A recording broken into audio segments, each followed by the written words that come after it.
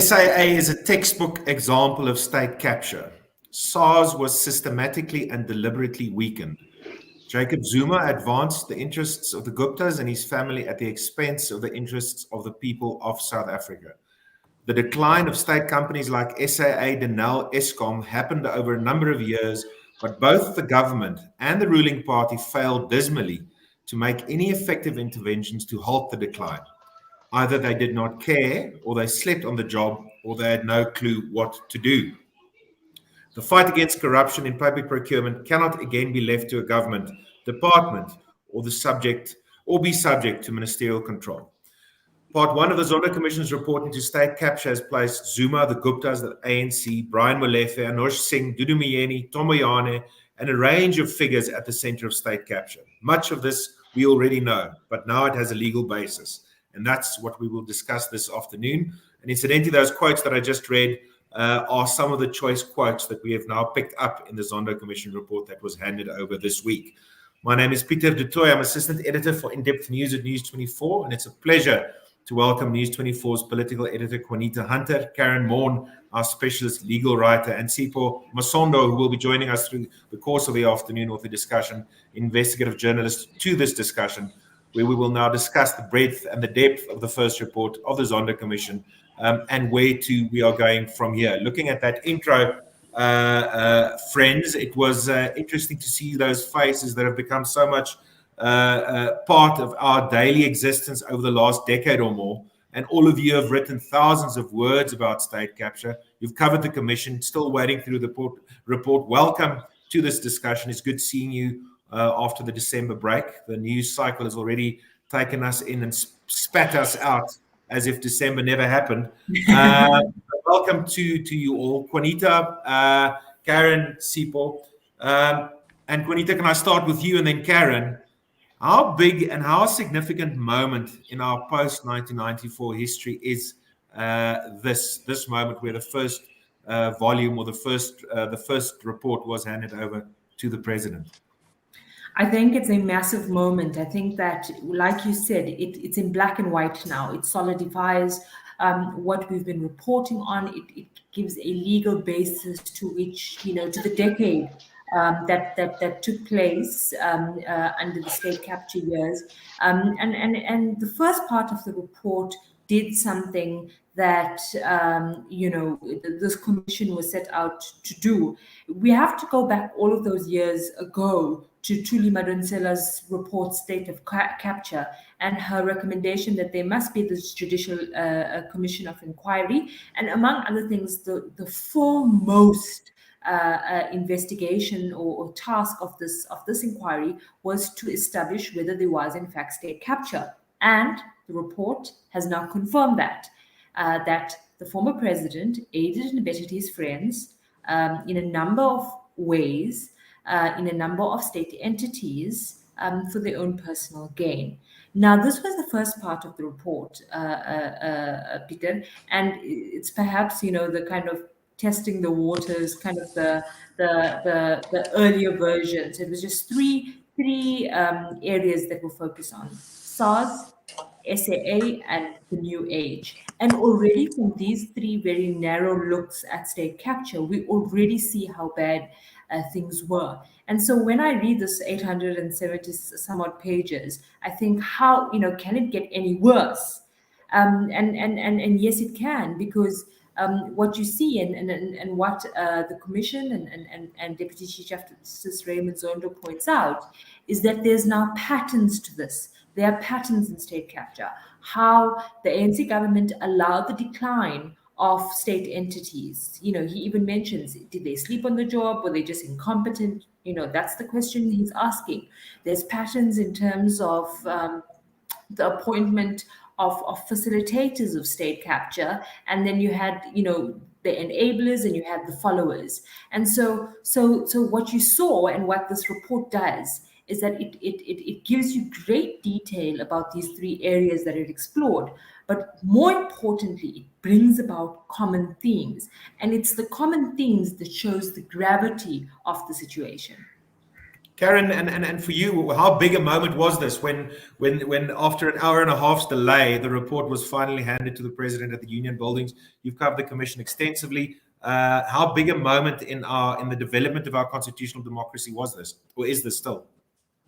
Well, I think the only thing that is arguably comparable is the release of the Truth and Reconciliation Commission's report. But I would argue that this report provides a far more profound and scathing assessment of a deliberate and premeditated pattern of conduct by the ANC government that both enabled and actively and deliberately structured state capture in a way that deliberately benefited it. And the question I think South Africans need to ask is, what assurances do we have that that very same government has the political will, given that, it's orchestrated these circumstances very much in its own interest, and it stood back while state-owned entities, law enforcement, national intelligence, and other structures were eviscerated for the political ends of the particular faction which happened to be in power at the time.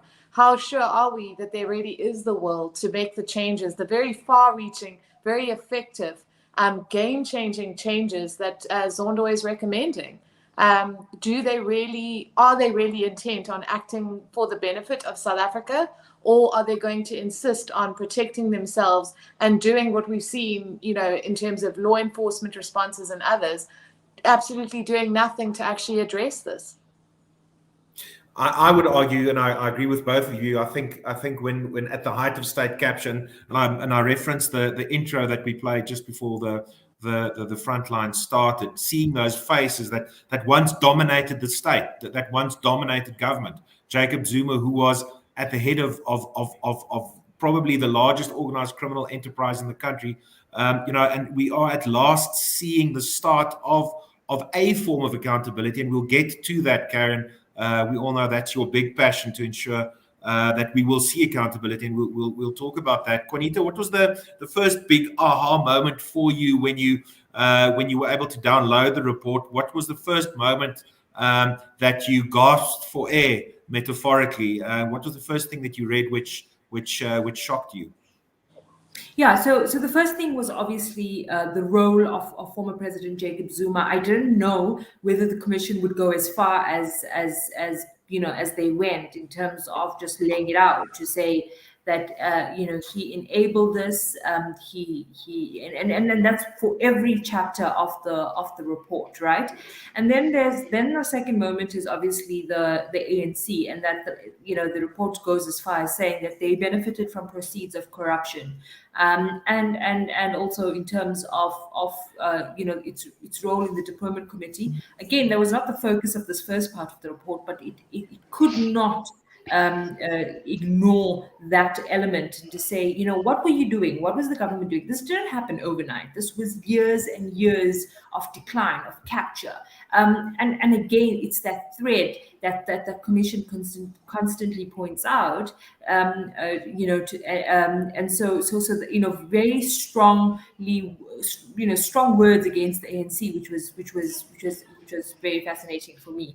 And then the third thing was the recommendations. That for me really was that aha moment, because again, Peter, you and I and Karen and Sipho have been writing about this for a very long time. And in a previous life, one can even say that I had a front row seat in another life to the Guptas and their shenanigans.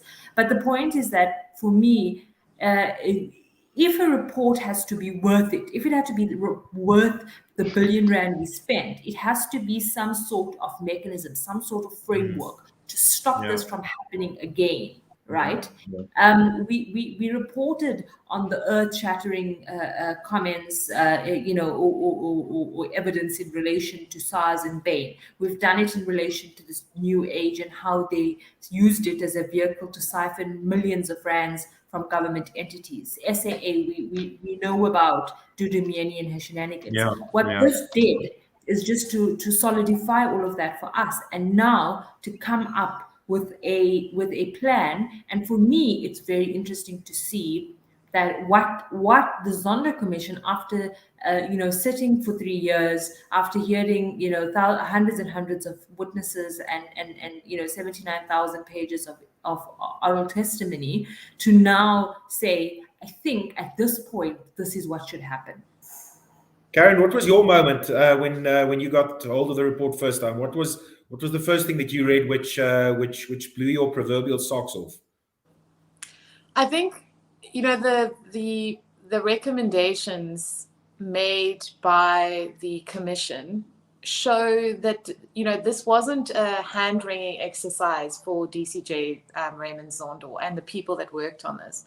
They are actively trying to find solutions.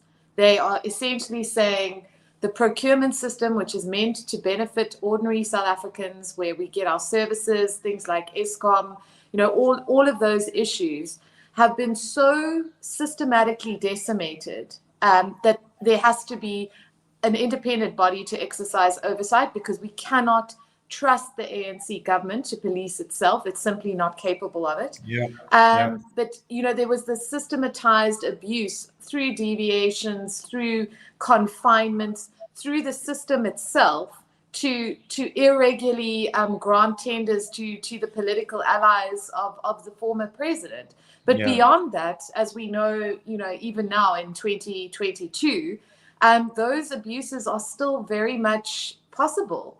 I also think that one of the things that Zondo says was, when he looks at procurement, was state capture the moment where, the whole procurement system was just collapsed? And he says, absolutely no.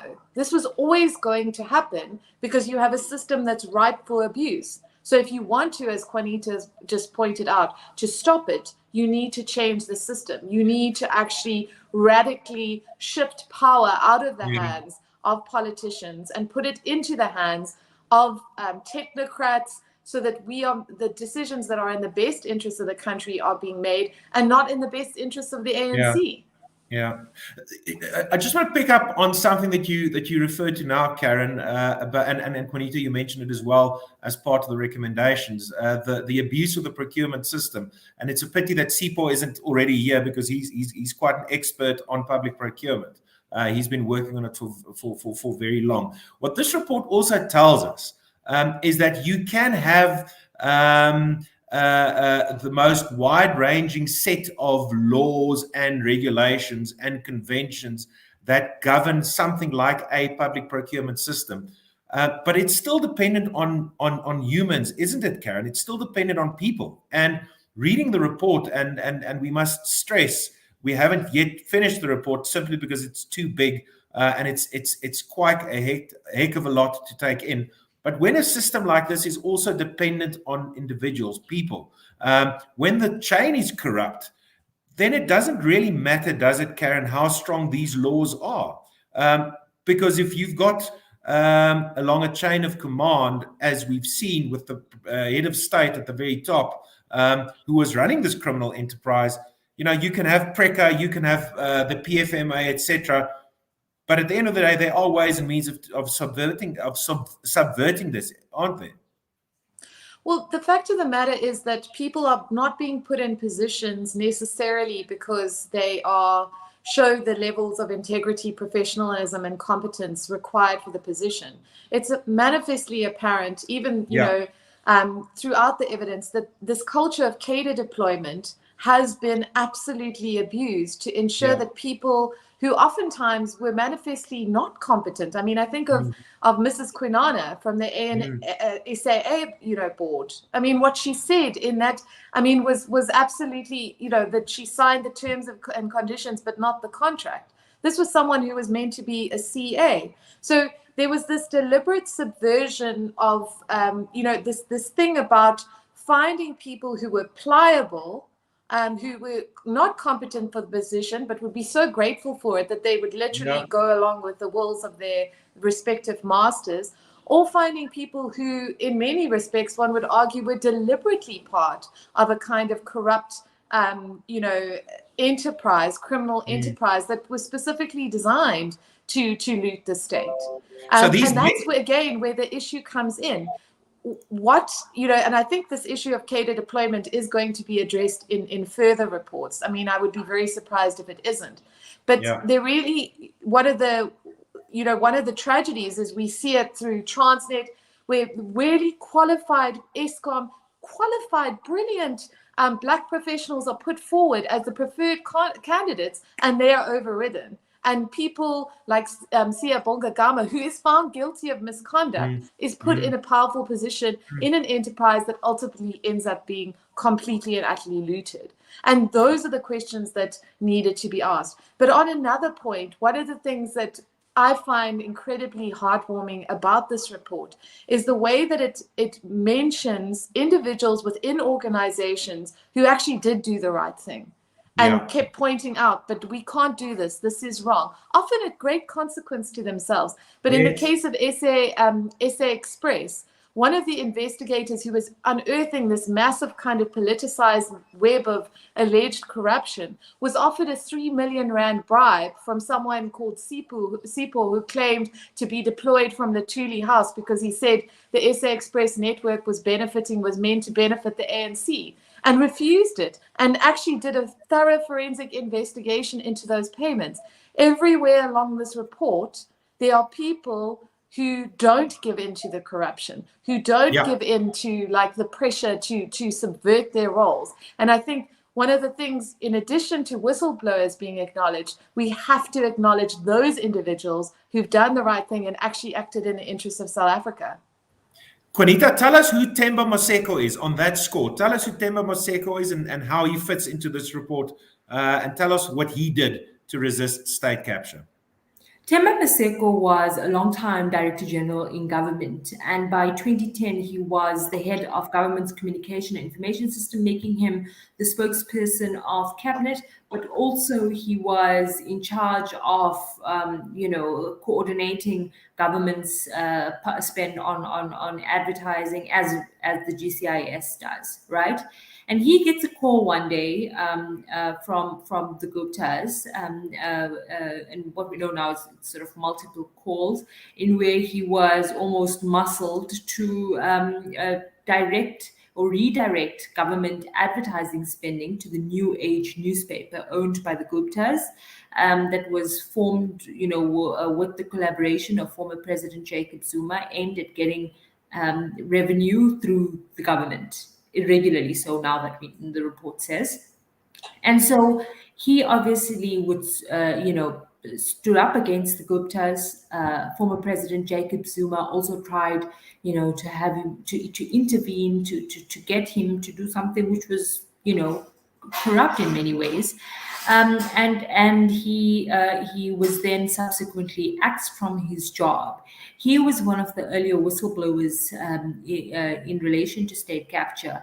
How he was fired for his job for standing up against the Guptas, who blatantly asked him to commit crimes, and did so with the full coverage and endorsement of former President Jacob Zuma. Now, the report, the second volume of this first part, vindicates him in ways that I think Themba Maseko didn't expect. I'm just trying to pull up some of the quotes while we talk, because I thought it was quite fascinating how far the commission went I've got one in front of me, Juanita, where it says, and let me, sorry to interrupt you, but Karen spoke of cadre deployment, and this kind of triggered me as well, that the reports in reference to Themba Maseko, who was an accomplished civil servant, but he was also a loyal ANC member, and the report actually says that the president in Zuma was willing to throw a colleague of his under the bus at the request of and in the interests of the Guptas. And someone like Themba Maseko, who was a respected civil servant, and I was a parliamentary reporter when he was cabinet spokesperson, a magnificent human being, but also someone that understood his job very well, that the president was prepared to throw, for lack of a better word, a fellow cadre under the bus to serve the interests of the Guptas. That was quite remarkable. As when you say, when you think how far the commission went in implicating Jacob Zuma. Absolutely, and I mean, going as far as saying, and I mean, this is quite astounding that the commission took this line, saying that Mr. Maseko proved himself to be one of the foremost resistors of state capture. He stood up to the Guptas, and then going on to say, had he not been removed, it would be inconceivable that the state capture that we saw occur if Maseko remained in his position. Now, we know that Themba Maseko was replaced by Jimmy Manyi, obviously an ally of former President Jacob Zuma. And a facilitator, according to the report. Absolutely, and the distinction made by the commission that you had these kind of, you had on one hand the facilitators, people who the Guptas gave instructions to, and they made it happen for them, and then you had sort of mid-tier government officials who didn't do what they were expected to do in terms of resist illegal instructions, in terms of flag these things, and they just went ahead. They were called the followers, and I think this type of distinction is very important in understanding the modus operandi of state capture, because somebody has to ask the question, why didn't anyone do anything? And then you realize that you had the facilitators who obviously now we know had an incentive to do that. They, in some instances, they financially benefited from the Guptas, and from the deals that they were subverting the law to push through. And then you had the followers who just were too scared of losing their job, if you like, or just didn't care enough about ethics and good governance, and just made things happen. What was and Karen, jump in here. But what was also, I want to say, look, it was quite vulgar the way in which Jacob Zuma, during his testimony, and Karen, you were there on that fateful day. Was it in June 2019 when Jacob Zuma testified for 3 days and spoke of what sounded like 1,000 conspiracy theories and groups and individuals out to get him? But in relation to Themba Maseko, in relation to GCIS. The commission says, and Judge Raymond Zondo says, that Jacob Zuma testified about Collins Chabane, knowing that Chabane is dead. He's deceased. He cannot challenge what Jacob Zuma said. And it just really illustrates and speaks to the depth of depravity, I would say, which Jacob Zuma would resort to try and justify his actions, or to try and explain what he did, pinning stuff on people that are dead. Well, I mean, his entire address to the Zondo inquiry was all very much that narrative that he's perpetuated for years now, that he's just this victim of a,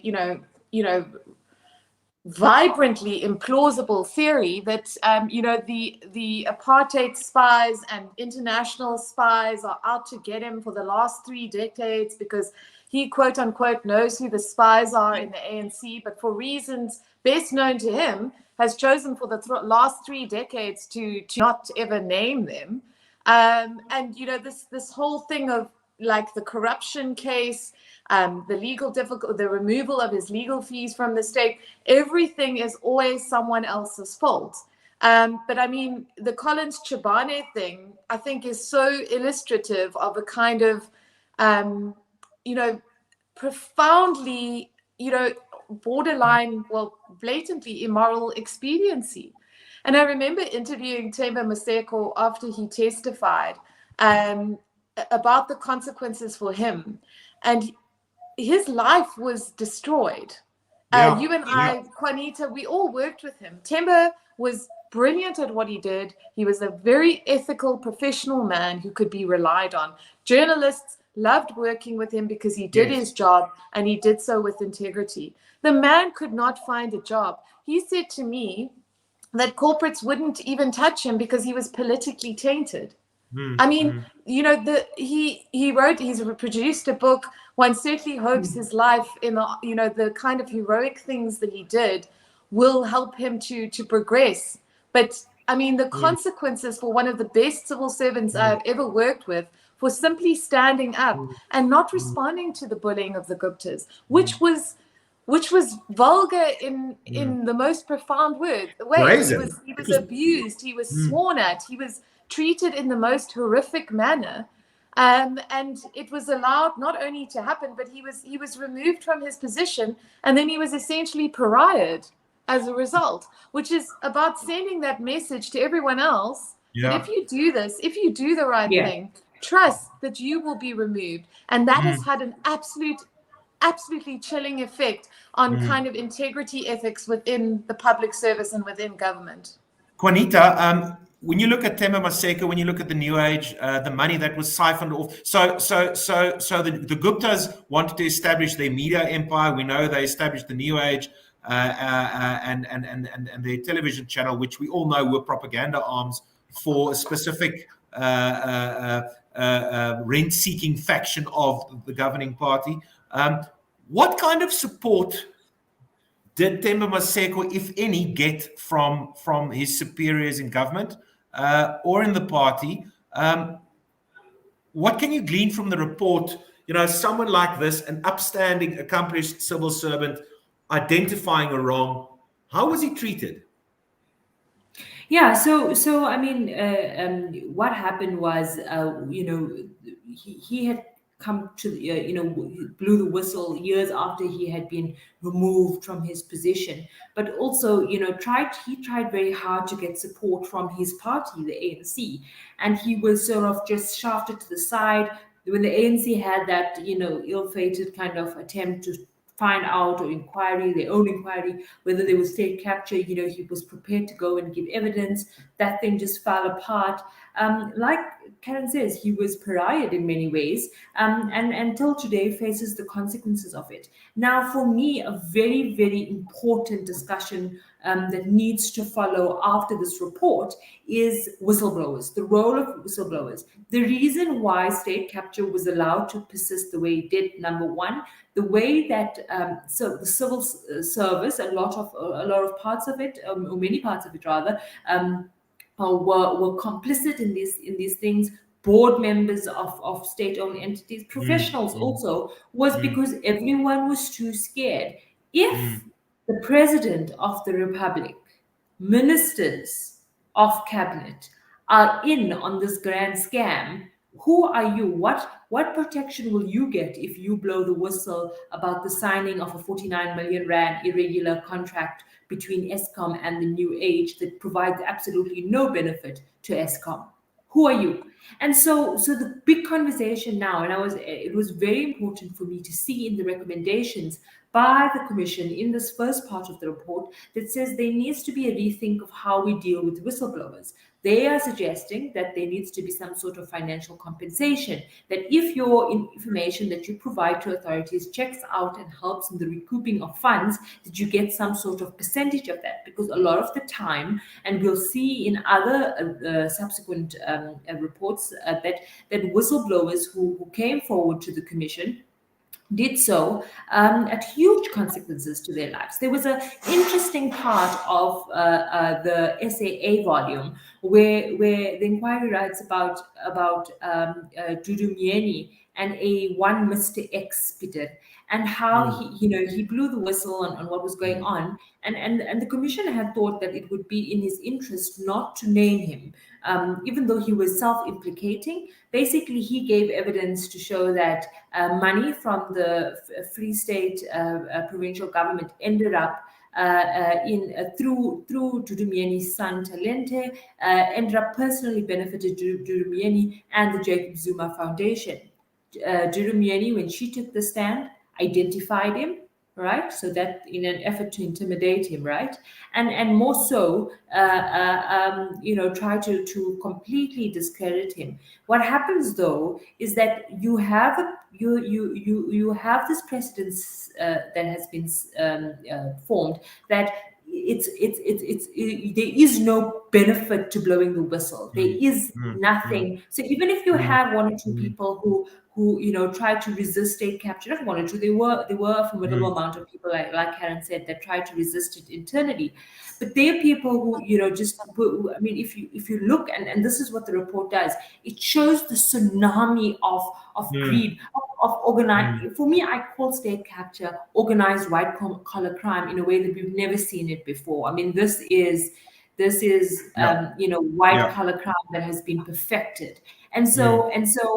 With obviously the public procurement being the crime scene, and that's something that Peter, I think Karen can speak more about how public procurement is now the center of the biggest crimes in the country.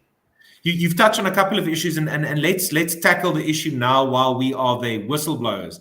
A lot of what is in the report, I would say, is confirmation of episodes, events, scenes of crimes that we in the media have written about for many years, which we've been able to write about thanks in large part to whistleblowers, and that many of the stories that we've published over the last decade, many of the whistles that have been blown by people like Themba Maseko, it's now being vindicated by this report. It now becomes codified in a legal document. But whistleblowers, they aren't rewarded. There's no monetary reward for a whistleblower. When you call the government's whistleblower, the government's hotline, fraud hotline, you won't get a cash prize, will you?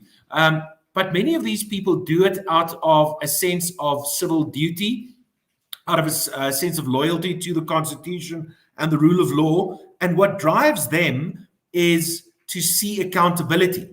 Karen, how much accountability have we seen over the last 4 years since Jacob Zuma's vacated his office? And where should we go to from here? What should happen now? And what do you think is going to happen, which is more speculative, B? Well, to respond to you on a micro level, in terms of Dudu Myeni naming that witness after DCJ Raymond Zondo told her explicitly that doing so would be a criminal offense. Commission laid charges and nothing's happened. The most clear-cut case imaginable. It happened on national television, and it was profoundly contemptuous. She kept naming the witness as well, after he'd said to her, I've given an order that this person not be named. And she kept naming him.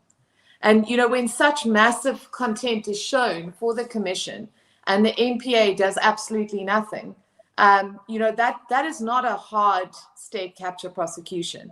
That is not an inveigled Eskom Transnet-esque money laundering enterprise. That is literally on national television, and you can't get it together to charge her.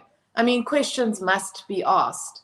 I think that, the Zondo, and I hope, I don't think there's going to be as profound an interrogation as Zondo, as we may, as the public hope for, of law enforcement. Certainly there are suggestions that there may be recommendations for other investigations, but the inquiry is saying that, interrogating the inefficiency of law enforcement, particularly the NPA, is not within its mandate.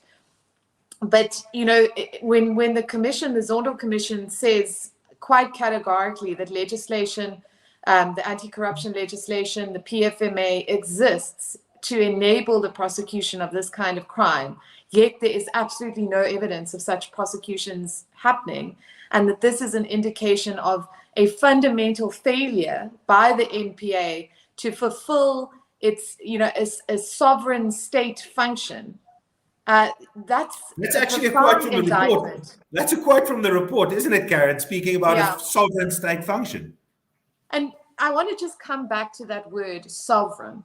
Sovereign means they're the only ones that can do it. There's the SIU that can look and investigate contracts and recommend prosecution. There's the AFU that can seize property and assets as the proceeds or instrumentality of proceeds of crime or instrumentality of offense. The NPA is the only one that can prosecute. And up until now, it has simply, we've seen the investigating directorate bringing some of the Bosasa cases to court, very important New Lane investigation that's gone to court. As yet, of course, no convictions, but still massive question marks over the future of the Stina prosecution, in which Ace Magashule was implicated. The Guptas are implicated.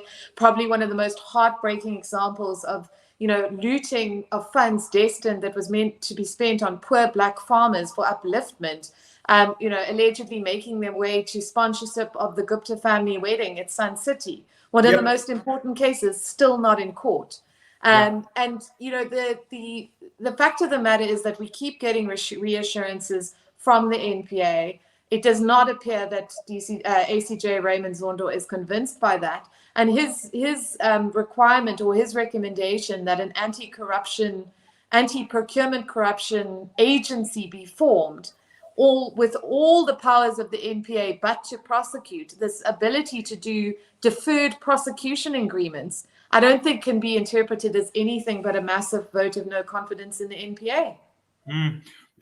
Juanita, Karen speaks about the NPA's inability to prosecute state capture crimes, many of these crimes, which they seem rather low-hanging fruit, and at this stage they might be dropping off the trees. They've become so rotten, so you can just pretty much pick them up. But you spoke about the systemic nature of capture, the organized nature of state capture. And we know that the NPA was not part of this report, but we'll be speaking about the NPA throughout this whole process. They were also a target of state capture, much like SARS. SARS, part of this report, the report finds that SARS was targeted because it was posing a threat to organized crime syndicates and organized crime networks. The NPA also posed a threat to organized crime networks, and the fact that they are unable to prosecute these crimes now surely is also a function of how the state capture project was ran by Jacob Zuma. Yeah, so if you remember, when the first time the sirens were blaring in relation to the Guptas and in relation to state capture, you're looking at 2012, 2013 when they landed at Waterkloof, when there was this, concern around their influence, 2014 and so forth.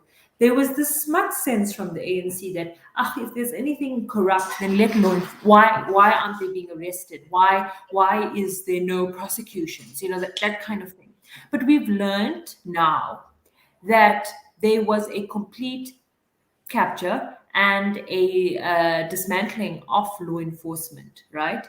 And so there is no way that you can now, even if you recapacitated the NPA, with millions and millions and millions of rands and the best prosecutors in the entire world, you are not going to be able to successfully prosecute, because number one, the time this was happening, the institute was a complete lame duck. Number one. Number two, the tentacles of state capture reached very far, and so the residue still remains within this organization.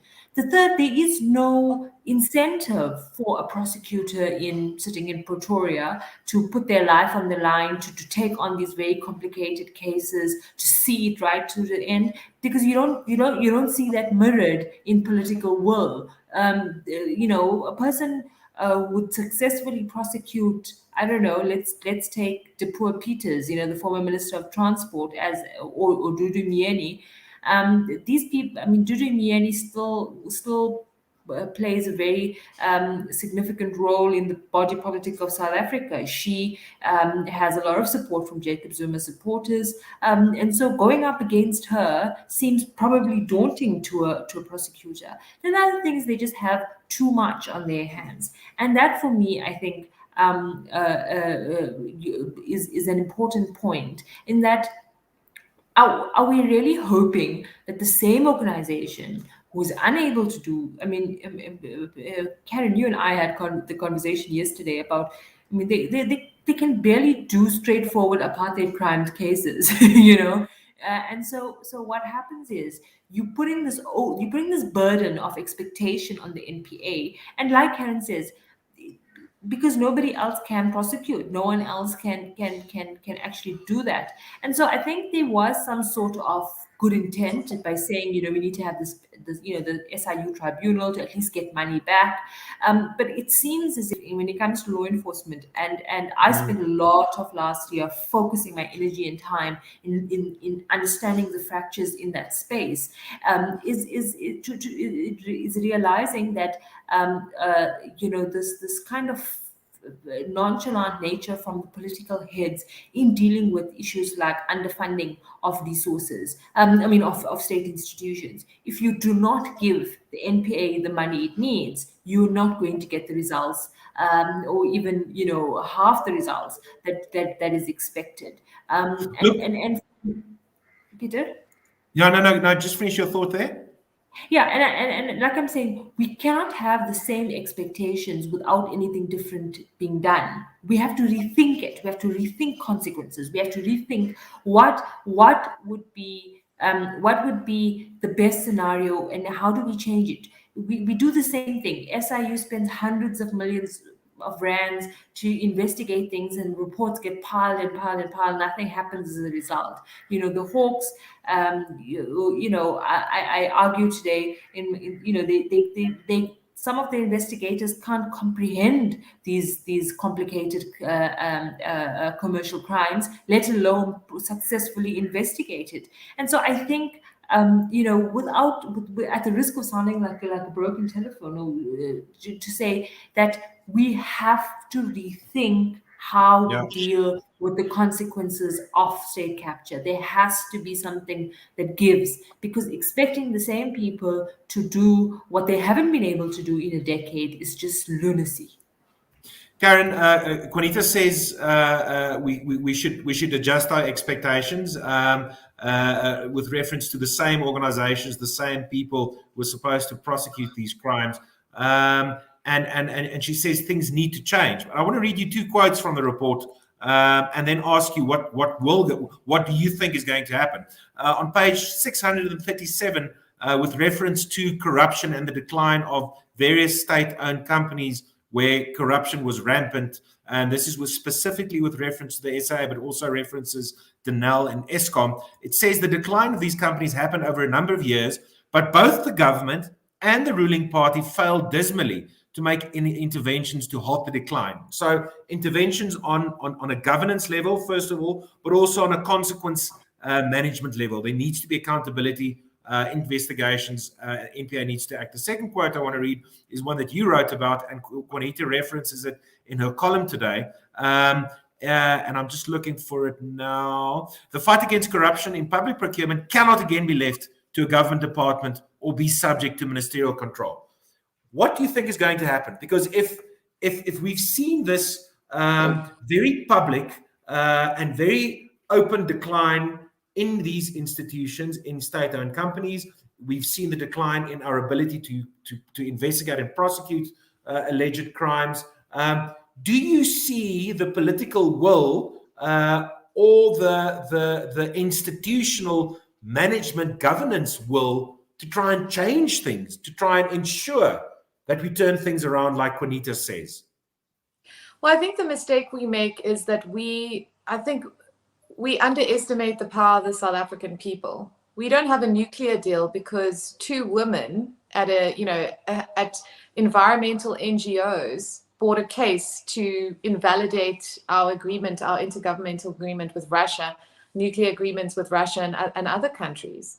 The reality is that we are going to see a situation where a company like Eskom, with the huge levels of forensic evidence that they have, are going to do exactly what PRASA did a few years ago and litigate against the Hawks and the NPA to compel them to make a decision and potentially bring private prosecutions. Now, if the NPA was wise, the NPA would start developing clear-cut policy decisions on state-private prosecutions, where they can bring in the best legal minds in the country, many of whom we know have volunteered their services. There are NGOs, there are law firms. We've seen the exceptional work that Waxman's did on the VBS case. Many, many, many people want the NPA to work. But for whatever reason... There have been overtures, but the NPA is not developing policy or accepting that it actually should accept that kind of help. And So from we're what not I seeing that. understand, So we're not is that seeing that urgency. We're not it seeing doesn't that appear drive. to. So we have this scenario where we have hand-wringing from the NPA about, and I understand it, state capture is a mammoth beast, but you have organizations and council and the mechanisms within the law to enable private prosecution. In circumstances where you acknowledge that you can't do this, you are actually acting in a way that is fundamentally at odds with the interests of the country when you sit on cases and do nothing. PRASA is illustrative. That there is a mountain of forensic evidence linked to the rampant fraud, corruption, nefariousness that occurred at PRASA. Nothing has happened. We know Transnet has prepared forensic investigations. We know ESCOM has done it. So it is now the time, in the light of the fact of this clear incapacitation issue, where I think one of these companies needs to bring a case saying that we wanted this and we're going to privately prosecute. Because while there may be an argument that justice should not be privatized, accountability is a constitutional requirement. And if the NPA is not in a position to seek and demand that, then we need to look at other solutions rather than relying on them. Because I don't think they're doing the job. And the NPA will now take possession of the Zondo Commission's whole archive of testimony, evidence, other forms of data, a petabyte of data. And I had to go and look it up. It's a million gigabytes of data, which is a hell of a lot. Juanita, Karen's now touched on the institutional urgency to change things. You're our political editor. You move very close to governance, the governing party. Do you see an urgency and a drive there in an elective year where Cyril Ramaphosa's president will be up for grabs again? The leadership of the ANC where he will come under pressure from internal party dynamics. Do you see an urgency there, given the fact that the first volume of the report has now been handed over, to try and effect deep-seated and significant changes to turn things around? Absolutely not. You do not see it. What you have is kind of the sense of, sure, we can buy more time.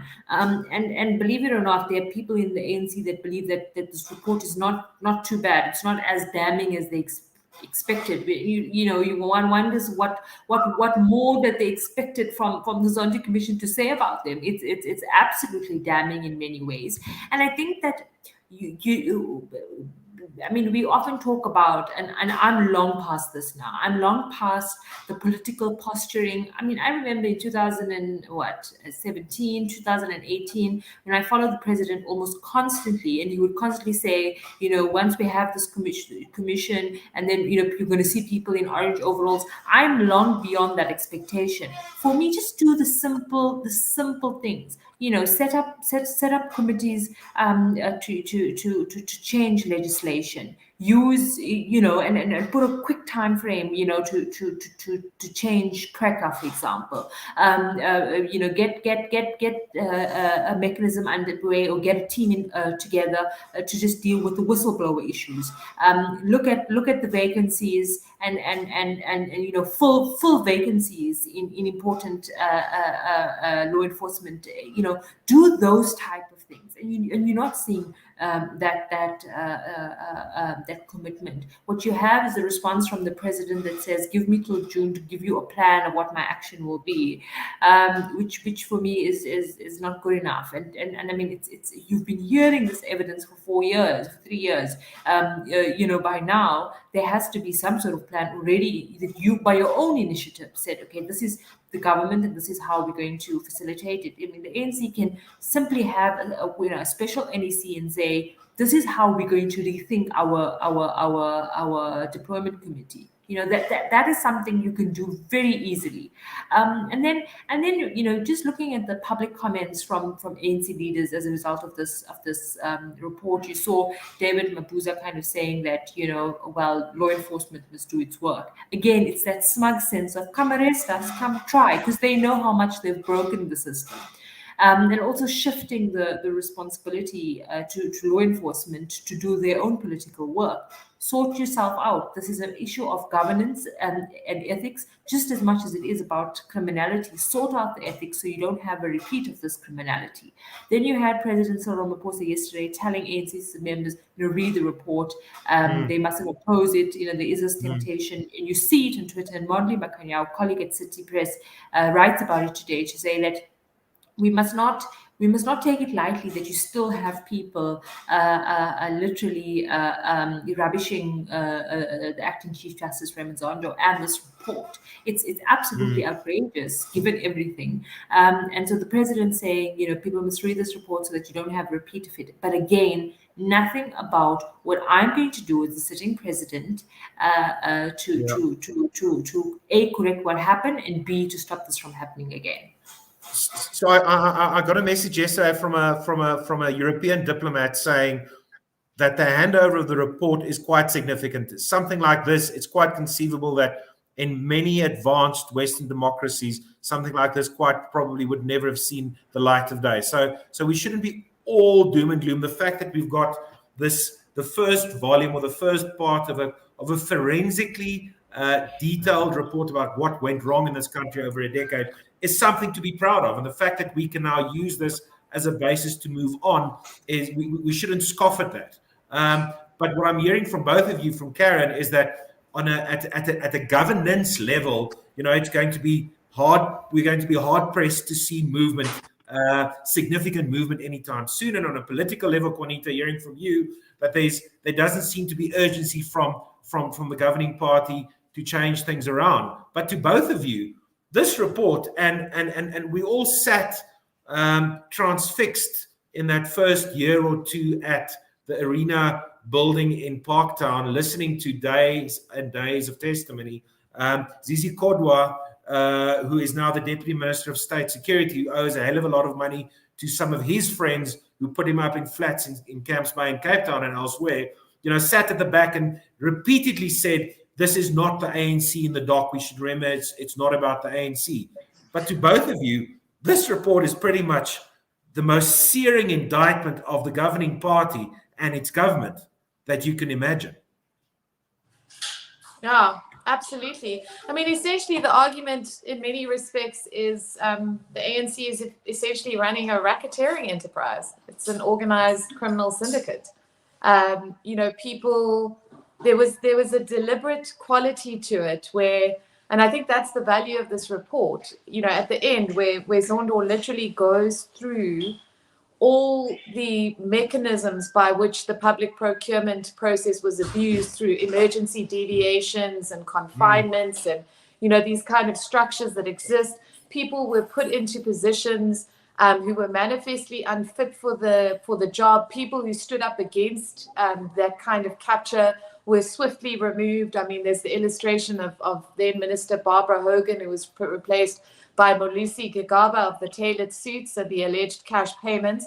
And, this wasn't a thing where this was an aberrant group of individuals who took advantage of gaps. This was a very, very deliberate project of self-enrichment for both individuals and for the ANC that went all the way to the top of the ANC. And it wasn't something that happened for a few days or a week. It was 9 years. And in many respects, it continues to happen because those mechanisms of non-accountability, of a refusal, an absolute ethical and moral refusal to take responsibility for the well-being of this country. Because if you are saying, oh no, law enforcement must do it, you're ultimately saying that you as a party don't believe you have any ethical onus to make sure that the best people are put in the positions, which have huge implications for ordinary South Africans. We are in a very devastating situation as a country. We know the issues with Eskom. We know the evisceration of the rail network. We unfortunately have seen manifestations of a continued culture of corruption with PPE. The rubber has hit the road. And while I respect and understand that President Ramaphosa did something truly remarkable when he decided to immediately make all these reports public. And I think that should be emphasized. I think we as a country are in a state at the moment where the ANC he would not have had a choice but to release this report. And I think that, the consequences of not taking it seriously and not actually addressing it, there may be repercussions for the ANC, but it's about South Africa now.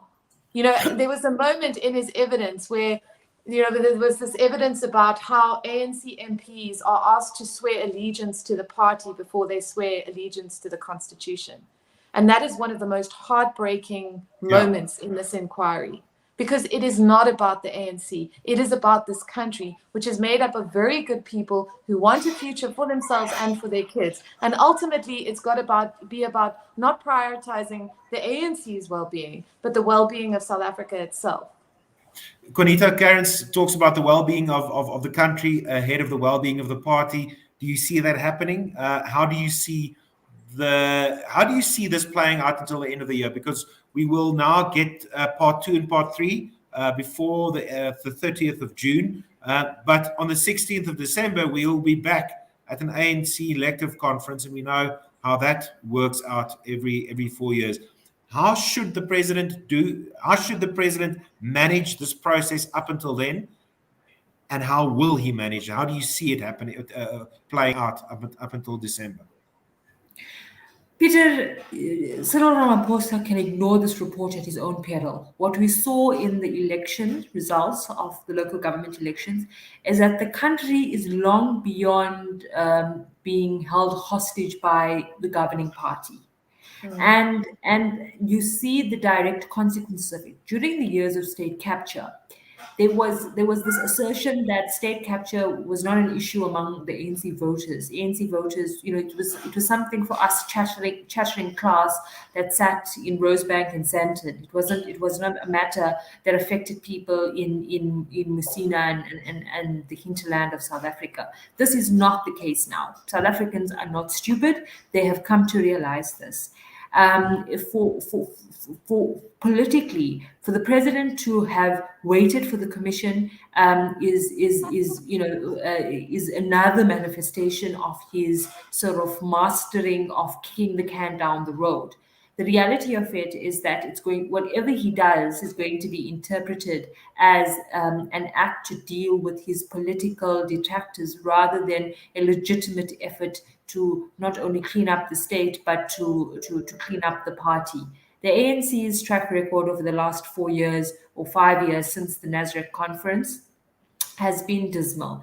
Ramaphosa's renewal attempt, one will analyze it to be, tethering at a failure rate, and that's what will be assessed come 5 years. This was supposed to have been 5 years of change, renewal, unity, all of these things Ramaphosa promised. And here we are with the enablers, the facilitators, the enforcers of state capture in the top echelons of the ANC, still holding the party strings, still holding the president, captured in some ways or at ransom in some ways. And so yes, the president's next step will determine his own future in the party, whether he's going to be held hostage by these alleged criminals, and I'll go as far as saying that, or he would finally step up to the plate. Again, whatever he decides is going to be a burden that he will have to bear.